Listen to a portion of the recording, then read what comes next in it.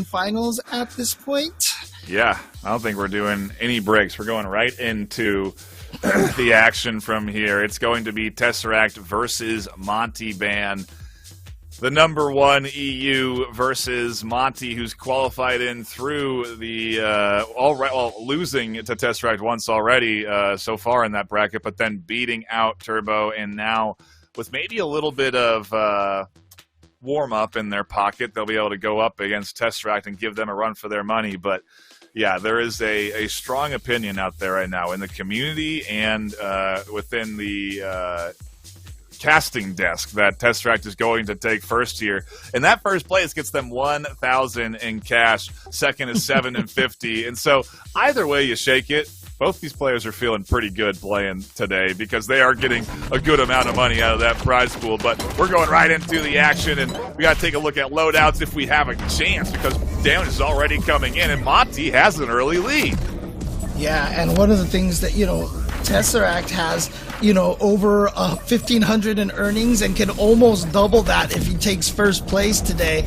And again, he took out Montybann 3-0 yesterday. Now, this is 4 out of 7, so he's going to have to try to win 4 games at this point. But the way that this is his first game of the day. Montybann did play a little bit earlier, is kind of warm, but again, Tesseract, such a strong player and is probably always ready to go.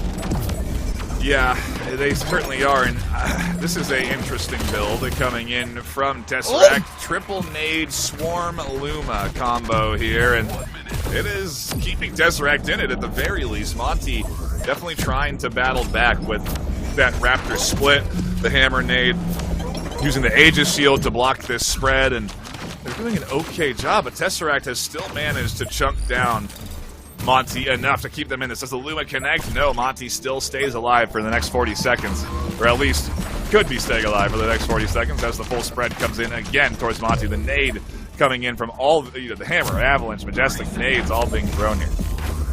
Yeah, and going with, I think, the same build as yesterday here. Actually, no, he's got a Raptor and the Raptor Ellipse this time, but Montybann still trying to make use of that vector.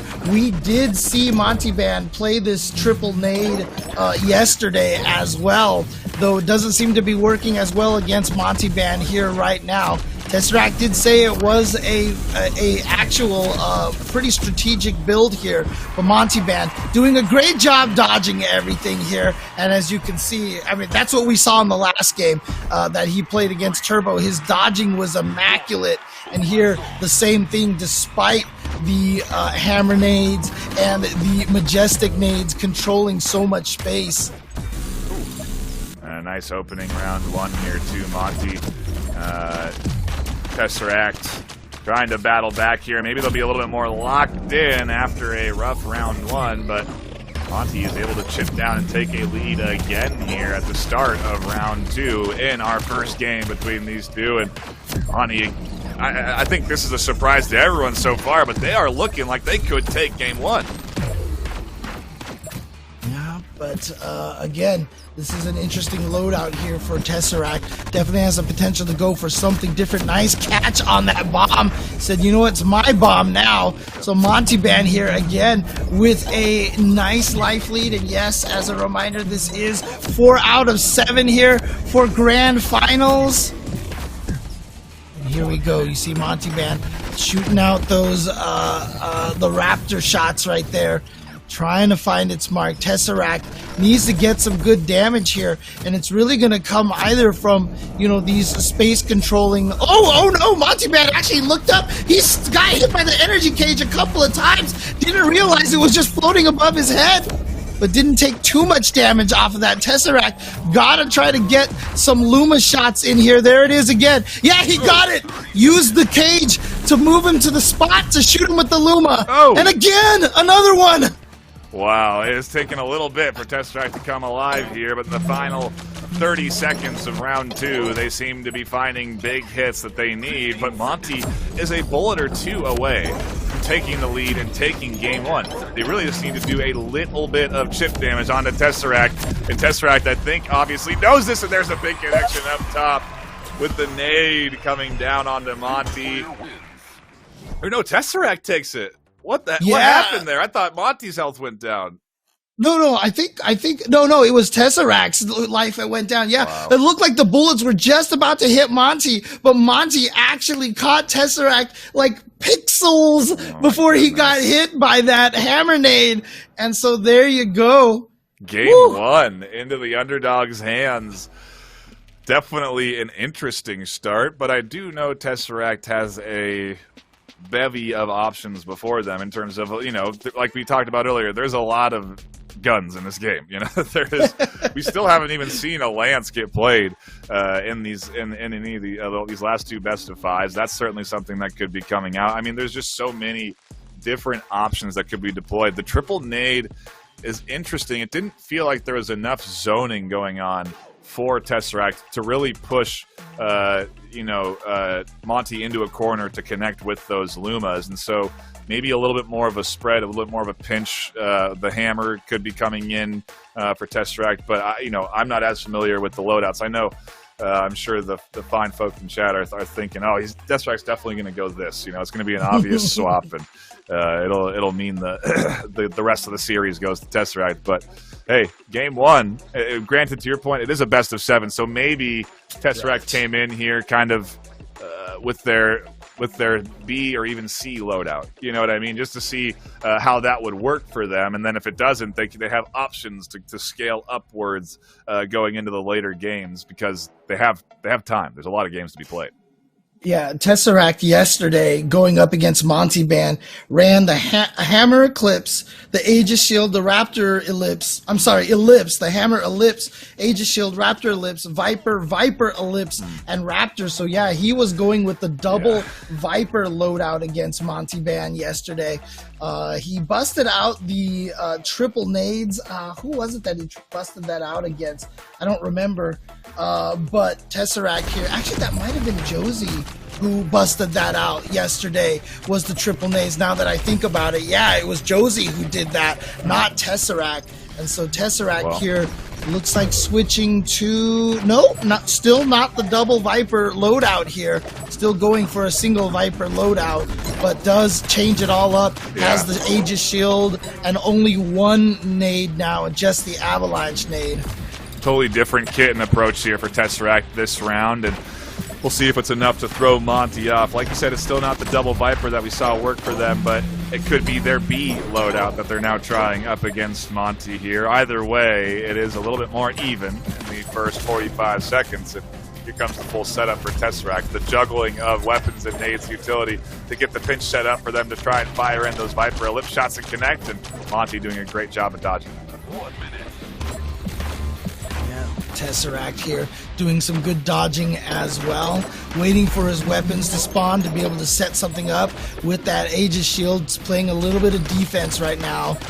And yeah, you see right there the shield tossed up into the sky to after the grenade, potentially trying to get it so that maybe if Montybann tries to grab the grenade out of the air, might grab the shield instead.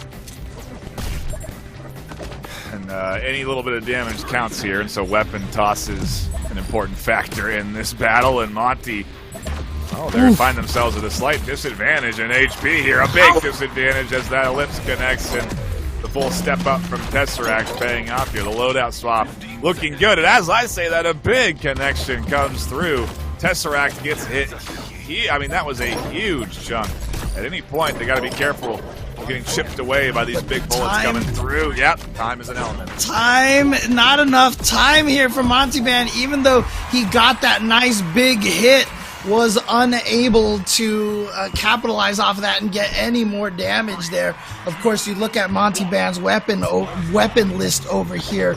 Really, it's just going to be the Raptors that are going to be doing the biggest chunks of damage over here. He doesn't have a Luma, doesn't have any Vipers for big damage, so making that kind of a comeback is going to be very difficult. And Tesseract starting with a lead once again here in round number 2. Yeah, Tess obviously feeling the pressure off of a Game 1 loss. Not that it was also a 2-round loss. You know, Tess didn't even get any points on the board last game, and so they've definitely come in here with a bit of a vengeance and are obviously executing a little bit better with this loadout than they were with the triple nade. And Yeah, Monty has to adjust quick. They got to figure out what's going to be the right way to avoid this spread. Can they find a round with their loadout against Tesseract right now, or is it going to require a change if they lose here and we go into our game number 3? But either way, it is definitely looking a lot better for Tesseract here as we do get into the final minute of round 2. Yeah. Right now, both players playing very defensive, very nice evading, but Tesseract finally getting clipped a little bit. I do believe, actually, it looks like their health is almost exactly even at this point. So, okay, finally, Montybann taking a little bit of damage right there. So Tesseract definitely with the lead, but nothing to really even... nothing unsurmountable.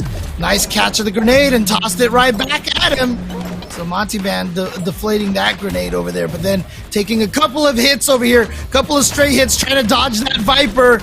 Oh, 15 seconds. He needs to get a good hit in. And again, what weapons does Montybann have? He's going to have to try to do this with some Raptor shots over here.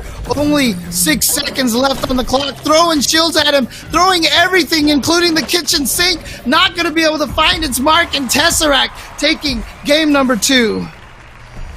A quick 2 rounds into the pocket for Tesseract, and we do a quick game swap. I mean, really flying through those 4 rounds between these two teams, between these two players, excuse me, and it is, well, what you'd expect at the finals of the championship. Again, this is months of gameplay, of playing in the VRML regular season, of playing through the in-game qualifier. It is a long road that these players have played to get here. It's a lot of experience all coming to fruition here, and I'm very interested to see what the loadout swap will be for Monty, if it's going to be enough to counter what Tesseract is bringing, and if Tesseract is going to change anything up. You know, we may see the double Viper come out here now as Tesseract continues to ramp up the pressure being applied. But either way, a excellent start to this best of 7. We're all tied up. We're guaranteed at least, what is it now?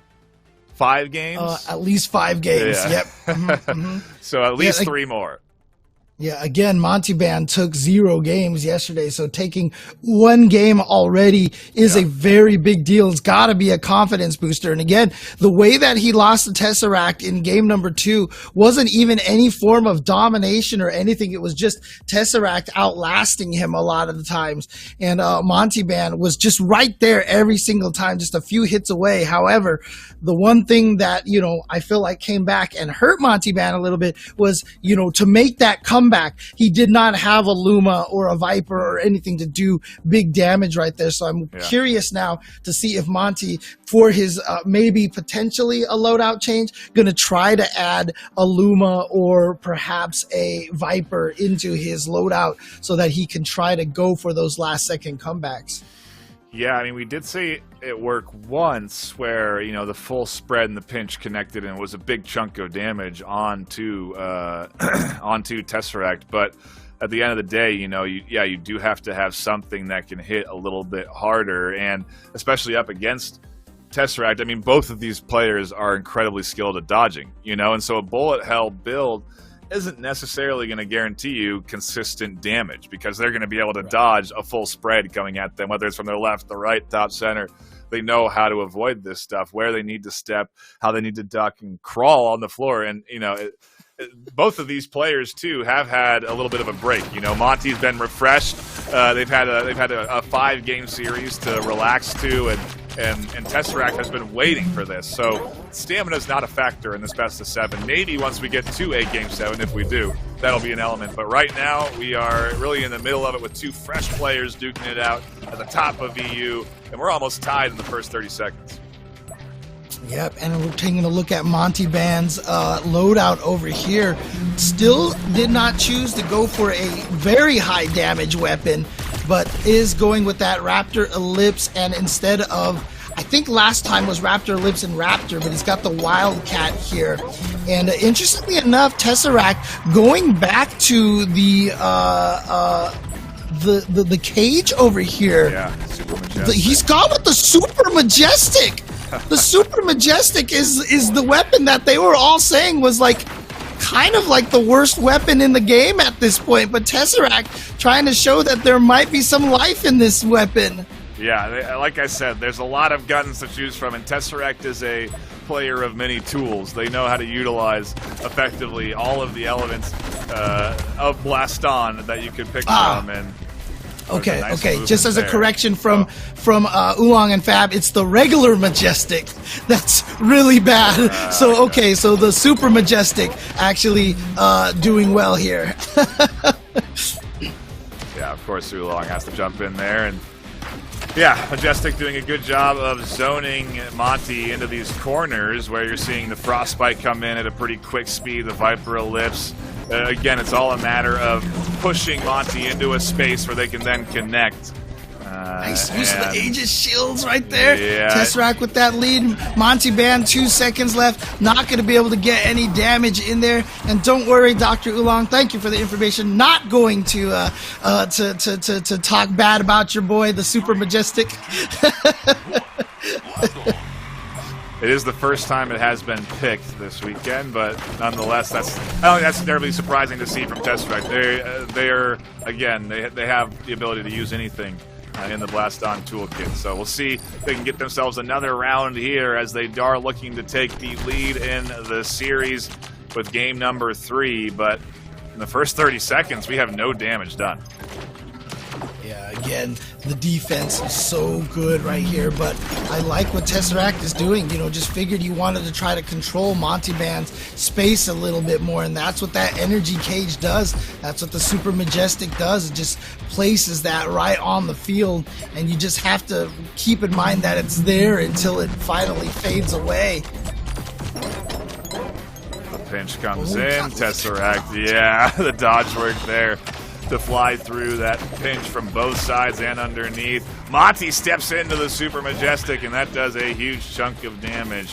The zoning doing good work for Tesseract here, and now finally some bits of damage have come through, but we still have a minute left in round number 2. Yeah, and I gotta say, Tesseract's build, just the shift all of a sudden massive. I mean, he comes in with the Super Majestic and now the Frostbite as well. And so he is going with definitely a very unique build here. And it's working. As you can see, he has a huge life lead here. And again, the way that Tesseract has been able to avoid damage, once it's down to like 30 seconds like this, it's so difficult for Tesseract to get hit. It's so hard to make a comeback, especially with no Lumas and no Vipers on Montybann's side. Especially when you have like half of your play space nullified as a space that you can dodge in, and you have to work around essentially a giant pole in the middle of your play space. It is definitely challenging for Monty to get set up and get where they need to be able to effectively challenge Tesseract. And so game 3 goes nicely into Tesseract's hands, and I gotta wonder what Monty wants to do to try and disrupt that Super Majestic, and to the point, it might not even be brought. You know, maybe Tesseract, both T's, it brings in a double Viper or something here, swaps off the Super Majestic, and then whatever Monty brings in to counter the Super Majestic is nullified because it's a completely different loadout. It's the danger of Tesseract in that you just don't even know what you're going to be playing up against them with from round to round, and that makes it hard to set up a good loadout and to be as effective as you want to be. And so it's a dangerous space right now for, I guess, both players, because we've also seen it impact Tesseract negatively. Game 1 went to Monty. Yeah, it's so fascinating because obviously my background is a little bit in the fighting game community, and usually when you win, you're not allowed to change characters. But the fact that you can change loadouts here for Blaston, even when you win, makes it so hard to keep track, and actually probably a very strong strategy. If you are good at multiple loadouts, it is such a powerful strategy to have, to keep changing your loadout every single time and throwing a different look at the opponent, because once the opponent starts adjusting and figuring out the strategy to get around everything that you're throwing at them, and all of a sudden it's a completely different thing.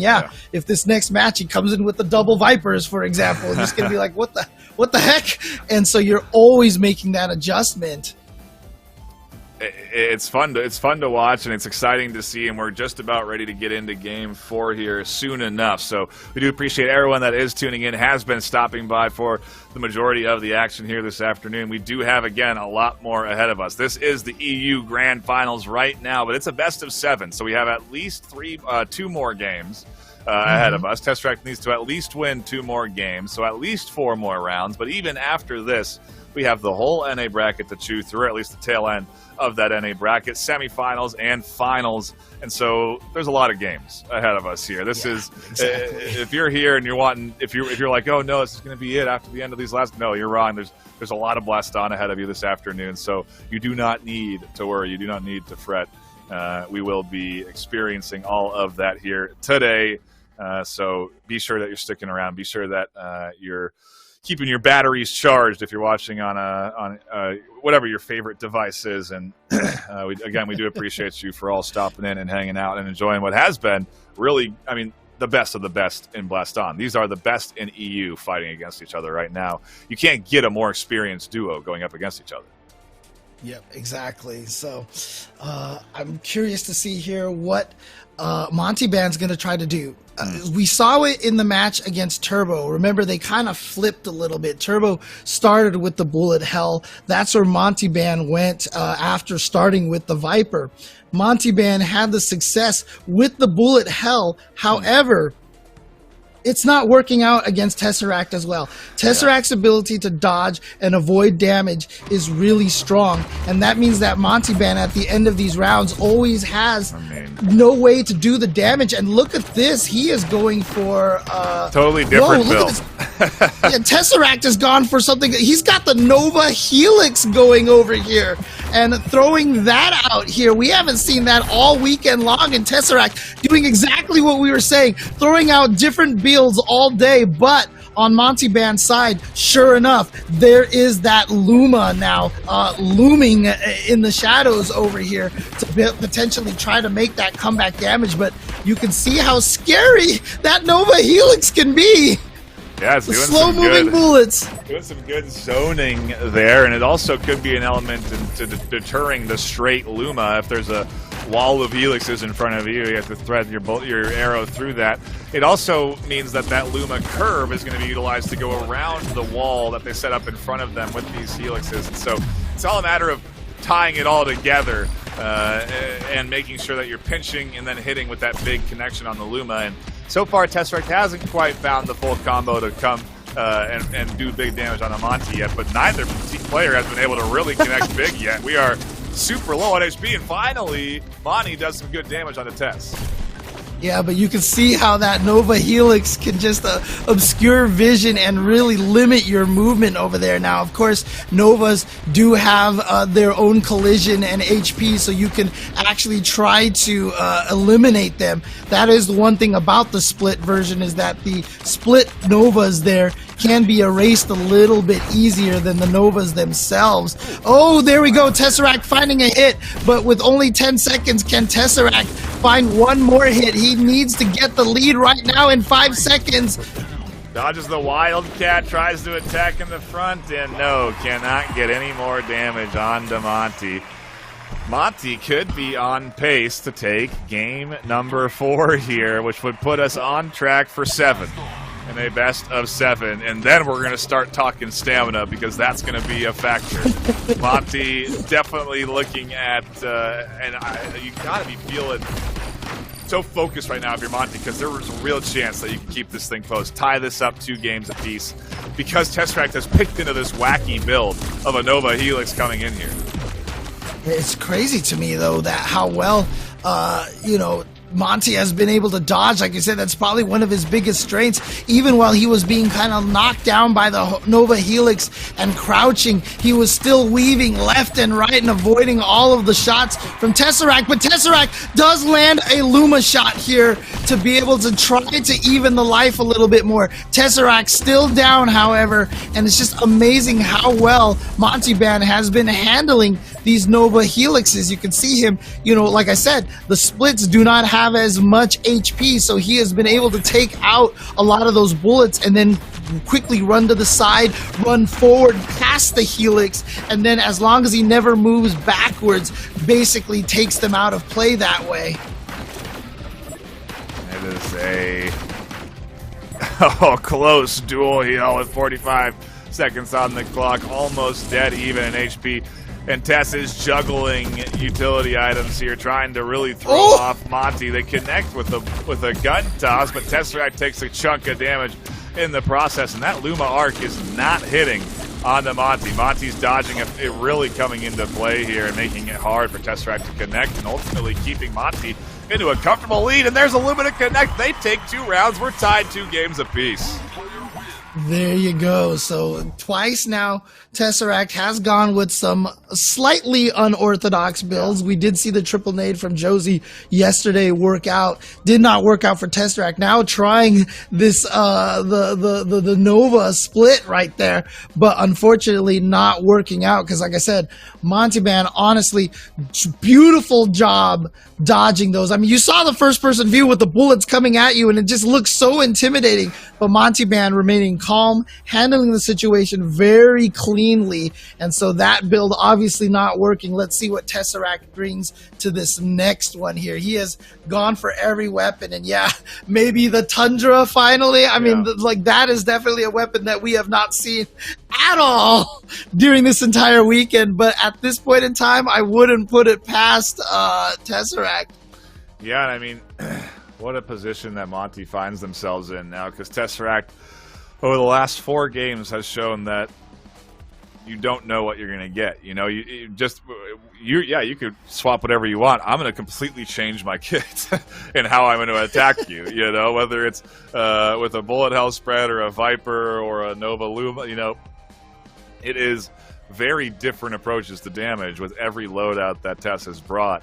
And I don't anticipate that to change. I feel like, if anything, because this is such a huge stage, because it is for a good prize pool on money here, Tess wants to give it a good show. It does surprise me at the end of the day that there isn't a little bit more determination to take the series 4-0 from Tesseract, but maybe they can't. You know, I don't know. That's not to say that it's out.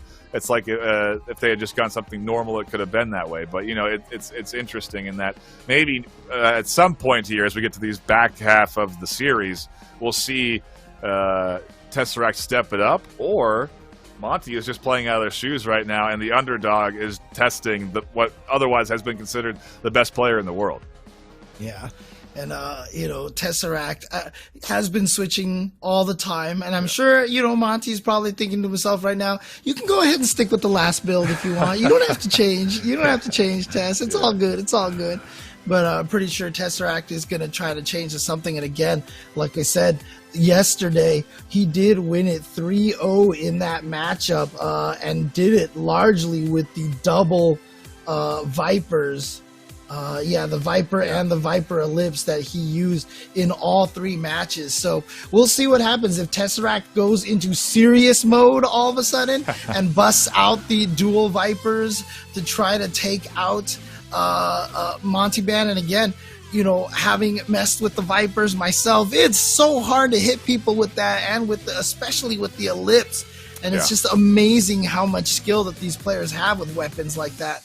Yeah, they shoot straight. They shoot curve bullets like they're straight. You know, they understand the exact arc and where they need to aim to hit it. And we go right back into things here with a big swap in loadouts again from Tesseract. They've changed now to a Vector Luma combo, Wildcat Hammer Raptor with an Aegis shield on top. I mean, yeah, we haven't seen anything from Monty. Obviously, they're going to stick with what worked well for them against Tesseract in that last game, and we'll see if this loadout swap is enough to get Tesseract a game on the board and push it up 3-2, or if Monty is going to really kind of, again, continue to be this dark horse here this afternoon and test Tesseract to the limit. Yeah, it's interesting, Tesseract here going with a pretty standard build here. Hammer nade just to kind of try to control that space, Wildcats and a Raptor Ellipse to try to get the small damage and to drive people towards the edges a little bit and take advantage of the hammer nade controlling the space. And then of course the Vector bouncing the bullets off the walls, having to deal with that. And then finally the Luma for the big damage if he can get it. But Montybann here, you can see again that dodging skill coming into effect. But in the matches that Monty has lost, this is what we've seen. It's just that Monty has played exceptionally well, taken very little damage. It's just that Tesseract has taken less damage, and at the end, Monty couldn't make the comeback. 30 seconds left on the clock.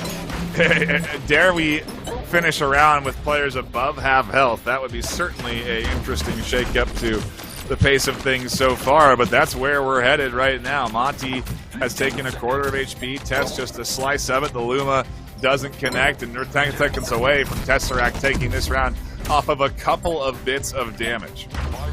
You need that Luma. You need that Luma, but the Luma is not spawning over here. It's too late at this point in time. Tries to throw the grenade, and Tesseract calmly just grabs it. And here we go. Tesseract looking strong here.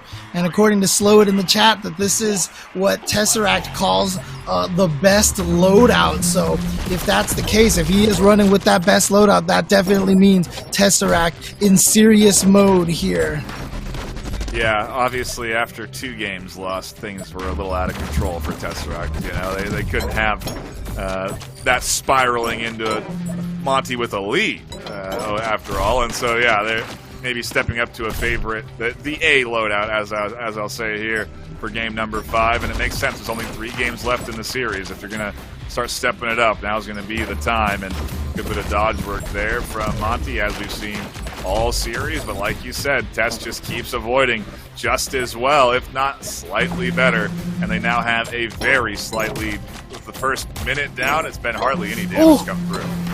Yeah, and a couple of shots right there from the Wildcat from Tesseract landing on Montybann. Again, not a lot of damage, but the way that these matches have been going, I feel like every little hit right now is magnified because both of these players can't get hit.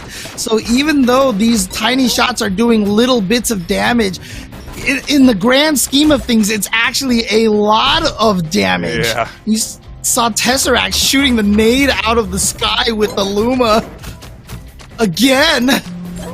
Definitely some impressive shooting there from Monty to shut that down. And now Tesseract still trying to apply pressure, but has the lead for the last 30 seconds. Another full assault coming in, and Tesseract dodges it all. Wildcats don't connect. 1 bit of damage done from weapon throws, and at this point, that's maybe all that Monty can connect on the Tesseract. There's just really not a lot coming through, and the time ticks down. Monty takes even more Oh, but damage. He's got the Luma. He's got a Luma. Montybann's got to grab that Luma. No! Actually, at this point in time, not even the Luma can save him unless he can rapid fire 3 shots in a row on Tesseract. Not going to happen. Tesseract now at tournament game. Here, he just needs to win 1 game, and they're going right back into it. No break, no change on the loadouts this time. Like I said, Tesseract in serious mode. Here we go. Could potentially be the final game.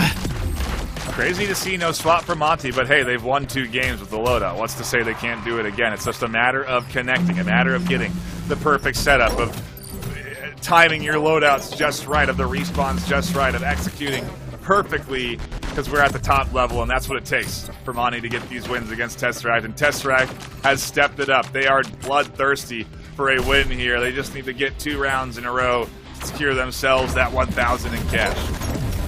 Yeah, and you can see right here, Tesseract with a sizable lead. And like I said, in most other matches, I wouldn't even call that a sizable lead. Well, look at that! 2 Lumas in a row for Montybann, however, getting himself a gigantic lead here. And the way that Tesseract has been winning has really just been outlasting Montybann, but he's going to get the hits as well, and now has gotten the lead right back. Wow, Tess instantly answers in the first minute. A little bit more exciting than the last round was. No loadout swaps to warrant it, but just a few more bullets connecting and a little bit more damage being done. We are almost dead even. Not anymore. Monty takes a huge shot. Yeah, got the Luma right there. You saw him fire out the bullets upwards like that, throw a grenade, then fire out the Luma, all back to back to back, and caught Montybann. And now with 30 seconds left, again, a substantial lead here for Tesseract. Can Montybann find a way to land some of these Luma shots. He got 2 in a row earlier in this round. He's going to have to try to do that again, but no, he takes even more damage here. But Tesseract gets hit by the Luma. It's coming down to the wire, and what a clutch shot by Montybann. He does steal this round. Big connections, big damage. They've got themselves around on the board with their backs against the wall. They're looking to take this to a Game 7 with one more round in their pocket, but I'm sure Tesseract is not going to make that an easy venture. They haven't made it easy all series. It's been hard to hit anything on a Tesseract as literally 1 damage apiece comes through for both players. Yeah, honestly, for Montybann, I really feel like the biggest difference has been the addition of this Luma. Adding this Luma has made such a massive difference for being able to get those chunks of damage when he needs them, because before, Tesseract, once he had that lead with only like 10 seconds left, he would just be waiting there, and there was really not much Montybann could do. This Luma pick has made a huge difference. Tesseract takes a little chunk of damage here as the Hammer Nade comes in. Luma doesn't connect. Good zoning into the corner. Another 8 damage done. Tesseract suddenly doesn't have the lead. First minute down. Monty is looking at an opportunity to take game number 6 and push us to a 7. If a Luma connects here, it's going to be bad news, but it doesn't. Tess dodges it, and here comes the full press from Tesseract, trying to zone. Monty back into those shots from the Vector, but they don't connect, and it is still Monty in the lead. Dude, Monty's dodging has been so good. Like I said, we saw that in the Turbo match, and it's working out here against Tesseract as well. Now we're in the opposite situation. Tesseract needs to find a small hit, but instead he's taking a few shots himself, and so he's now down a really significant amount. He's got to land that Luma right there. That Luma's right in front of him. He's picking it up. Here we go. This is it right here. No, great dodging by Montybann, and I think that should be able to do it for Montybann, and he should be able to take this to the final game. We're going to a Game 7. Is there a loadout swap for Tesseract? We've already seen and heard that this is the most powerful build in their opinion, and Monty is obviously just one with the loadout they have. So I wonder what the swaps are going to be. It is a Game 7 for us here in the EU Finals to determine who is going to take that prize pool away. What a battle between these two, and I gotta wonder if Tesseract's kicking themselves now, thinking, why did I mess around at the start? Why didn't I go with my A build out the gate, Yeah, and again, the 3-0 that he got yesterday was from the double Viper build. Wondering if that's what Tesseract is going to go with what got him here against Montybann. But again, I feel like also Montybann is playing just out of his mind today. He is like the dodging that he has here. I feel like this weekend it's been 24 and Montybann, who we have been seeing just to be absolutely the slipperiest players here. And just so hard to hit, even for a player of Tesseract's caliber. And if Montybann can do this for one more game, he might be able to score that upset against Tesseract. It is so close. It is within reach. The true dark horse of the afternoon. If we go back to the start of, I would even say VRML, at Season 1, Tesseract was looking like a powerhouse as a player. We saw them in that preseason tournament playing well. And now, as they qualify through the Last Chance qualifier, they're arguably seen as, again, the best player in the world, a powerhouse that was guaranteed to make it through the Last Chance qualifier, and they did very well through that qualifier. They now find themselves here where they've dominated Monty 0-3 earlier on in this bracket. They're tied 3-3 now. I gotta wonder what's changed. Maybe it's the pressure. Maybe Monty plays a little bit better on a bigger stage than Tesseract does here. Who knows what we're really finding out this afternoon, but we are going to know who's the best in the EU at the end of this next game, James. And again, $1,000 on the line now. It is the difference between 1,000 and 750. So don't get it twisted here. Second place going home with a nice chunk of change as well. But here we go. It's the final game between Montybann and Tesseract. This will determine the EU champion. Let's go. Right into the action, and out the gate, Tess takes an early lead. If we're in store for this, it's going to be small trades all day. Do we see anything change from Tesseract? I don't think so. I think they've brought the same build, or no, they've adjusted no vector this time. Yeah, no right. Vector this time. Yeah. So just going with a Hammer Ellipse, a Raptor Ellipse, and a Wildcat this time, and a Luma himself. So he had the Luma before, but again, no Vector this time. And the Hammer Ellipse, largely considered one of the best weapons in the game, if not the best weapon. We've seen the kind of pressure it can put on people with that triple setup over here. But you see the counter pressure from Montybann right now, preventing Tesseract from getting, you know, very, very clear shots of it. But again, Tesseract hasn't taken any damage yet. Every little bit of damage matters here, as we've seen in that last game in particular. We can have rounds end with people above half health, and that is going to be the slight bits of damage will determine the winner.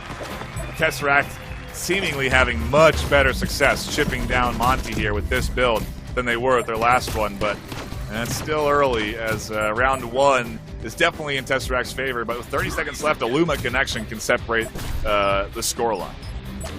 Yeah, but unfortunately, Luma not going to connect here. Got to wait for it to respawn here. Tesseract does have his Luma. If Tesseract can get even a small hit right now, that might spell the end of it here.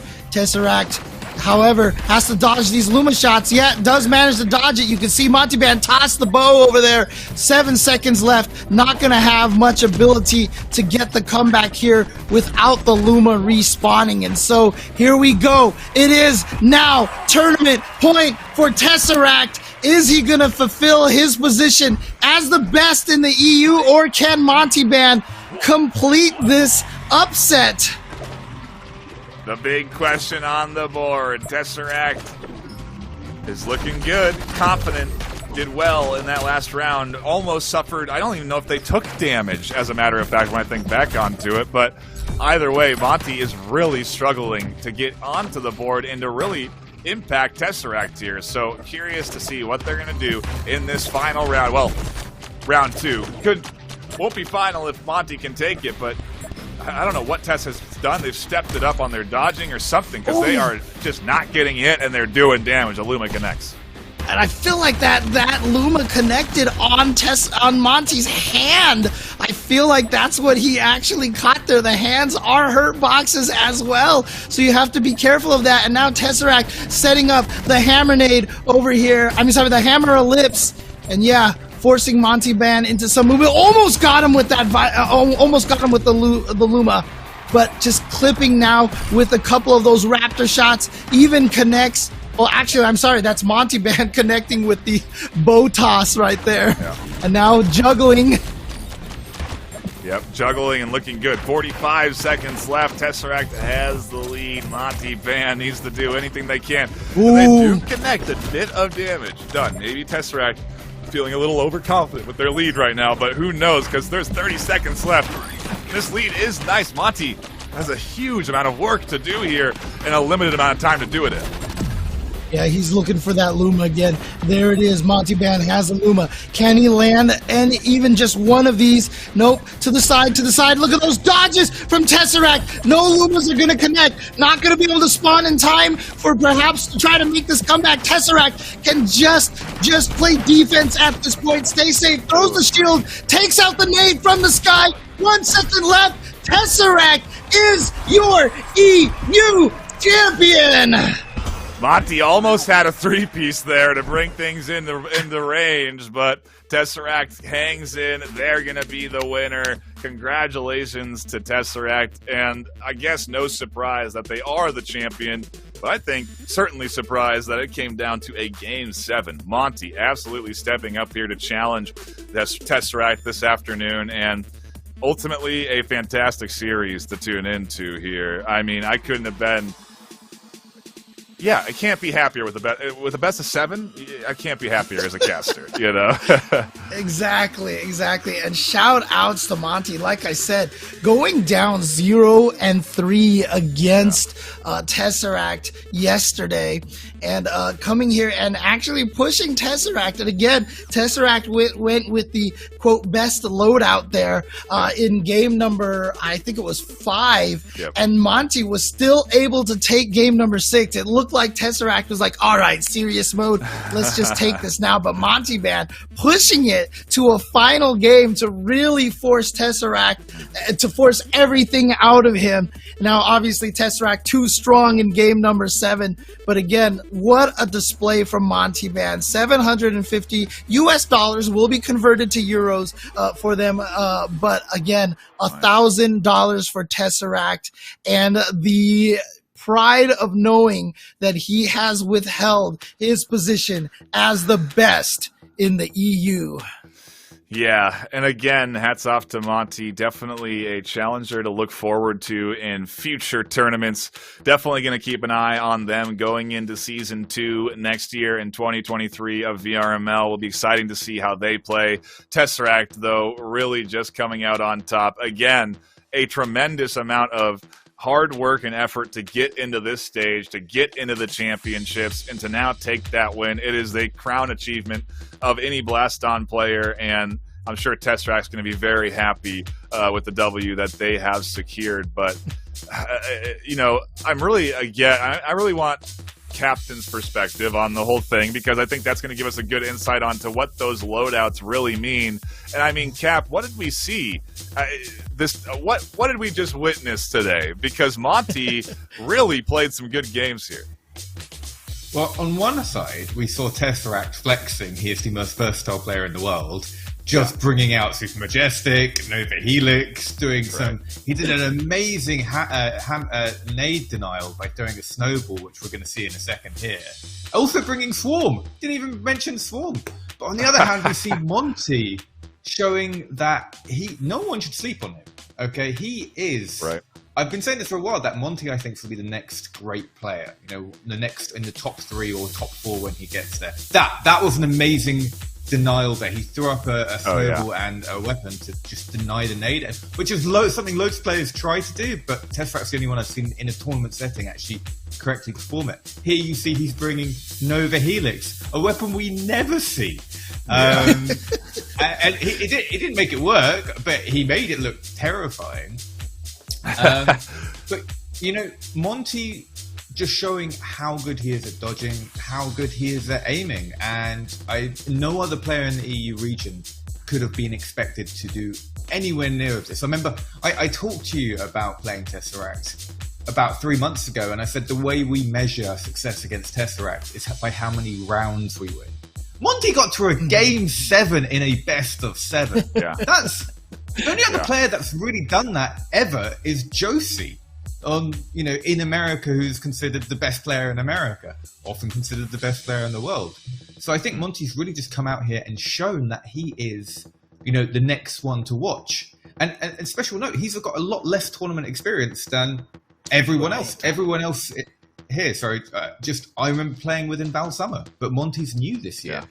So still learning. Yeah, I see in the chat Sonnet Broom saying that he's been playing only for 10 months right now, and so and again, like I said, the amount of physicality and skill and athleticism you need for this game is not easy to pick up in a very short amount of time. Yeah, it's super impressive to see, and I think we have. Are we going to be interviewing the winner as well? Are we going to be able to get them on the line? I don't know if. Yeah. I think we are going to talk. We are going to be interviewing the Tesseract, and so we'll be able to get the exact answers on why they're bringing that loadout. But I mean, outside of anything else, Cap, what else, anything else you had to analyze here from this series before we do get over to that interview? It was really nice seeing Tesseract bring the Super Majestic, because I think that was actually a really nice way of countering Monty's traditional very fluid dodging style, because it just meant that Monty just couldn't dodge that way, and you saw him eat a bunch of damage. The Nova Helix obviously didn't work. I think that might be because Tess also brought Curve Luma, which isn't something he's particularly used to, and I think he's just really showing that needs a buff. You good? He's about to tell you why I'm wrong. He is. He's about to tell you why he's wrong. Tesseract, we're happy to have you on board. Congratulations on your victory on the EU side of things. My first question is, did you expect it to go 7 games this afternoon? Were you anticipating to have to play all 7? No. Wait, are we on it right now? Yeah, of course. I'm pretty sure he's going to say yes. I thought I had to do my thingy. Join that. Oh, okay. Right. No, I didn't actually. I'm known as the mentor of Montybann. So to have to go to seven games is a good and a bad thing. My student he's getting better. But also I had to try really hard, and now I need lots of food because I'm hungry. Well, I mean, yeah, speaking to that, you saying Monty is your student here. I mean, there has to be a level of, pride that you have to feel for seeing how strong that he's gotten in such a short amount of time, right? Yeah, I mean, I pushed him to his limit. Those last few games, he managed to, was the sixth game? There's a couple of laggy shots, but I thought, I'll just have to fight harder next time. But yeah, I managed to get him to his prime dodging, prime attack. Nice. Yeah, it's really good to see. So those early loadout builds, is that just a demonstration from you on how certain elements can be effective, whether it's the Super Majestic or the Helix Nova? I mean, what's the choice there behind such drastic changes in your loadout until we got to the end? Honestly, I thought I could get Monty using rubbish weapons like Helix. It was just me being cocky, and I paid the price. And I'm glad Monty killed me when I did try to take the mick of it. So yeah, no, those weren't very good. What was the first? Oh, Swarm Nade. Yeah. That is normally effective, but for the first game, it wasn't a good choice. I should have just gone for something I knew. Got into the group because I wasn't warmed up at all. So yeah, that was one thing we had talked about, is that Monty did have that advantage of a series before you, and so maybe that was playing into those early wins. But again, congratulations to you on your successful W here. Is there any sort of final words you have to say about the game of Blaston? The long road you've taken to get here. I mean, and plans for 2023 as well for the VRML Season 2. Oh yeah, I mean, I'm hoping I'm able to play that VRML Season 2 because I wasn't actually. Well, I was in VRML Season 1, but and I was on holiday, so I can. Right. I can. Yeah. So we do that, but hopefully VRML Season 2, maybe. Hopefully. Okay. Well, hey, that would be exciting to see. I certainly would be looking forward to that. More games to be cast from you is anything. Something makes me happy. But yeah, again, congratulations to you, Tess. Cheers. So there you have it right there, Tesseract, the EU champion, as most of us would have predicted. However, definitely a little more difficult. And yeah, you can, like I said, you could hear a little bit of that pride in Tess's voice right there, saying that he was happy that Monty was able to take him down for, trying to play some of those cheeky loadouts over there.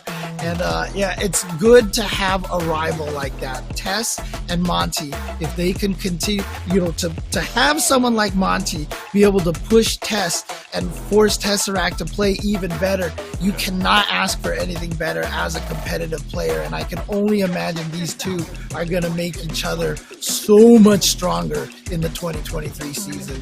Yeah, I mean, hey, we got to see a ton of good players at the end of the day here in this championship on the EU side of things, and so I don't really even know where we're going to land in Season 2. Tesseract got challenged by Monty here. Monty lost a game to Turbo. Turbo lost a game to Slowy. everyone can beat everyone is what we're seeing here today. And so who knows what we're going to get for 2023. It does have me definitely excited about season 2. I'm already starting to think about that, which is months away now. But, if you are looking for something to do, since we're done now with the championship here in the Europe side of things, you can head over to the Ultimex League, which has just started up in its preseason. You can get over onto vrml.com/Ultimex to register and join that league. It's another game developed by Resolution Games. So if you like Blaston and the developers, you're going to like Ultimex. They put the same love and care into that game. I do recommend checking it out if you have the opportunity. But yeah, James, I mean, I'm stunned. Another thing that you guys should be checking out, again, if you guys are enjoying this, make sure you follow Blaston on Twitter and Facebook, Blaston. And then, of course, they do have their official Discord community at discord.gg/Blaston. And you can fly your Blaston pride by grabbing a bunch of Blaston merch as well at Nerdvana Clothing. Check that out at Nerdvana Clothing /collections/Blaston, and use the code Blaston20 on checkout and be able to pick up some of your Blaston merch over there. Excellent. And spread the gospel of Blaston to everybody who sees you wearing those Blaston shirts out there. Yeah, absolutely. Make sure everyone knows that it is a sweaty experience. It's great for working out, and you could trick your gym friends into playing this game, because it'll get them sweating. They'll understand, oh, I'm doing squats all day and I didn't even notice it. So yeah, it's an easy recommend to anyone. Every day is leg day with Blaston. Exactly. But again, thank you for joining me here for this one, Nightfire. I believe we are done for the day, but again, Blaston is not done for the day. The NA championships are coming up. I believe Dr. Oolong and Ultra David will be taking over the reins on commentary, but from us, hope you guys enjoyed the matches, and don't go anywhere. More amazing Blaston coming up.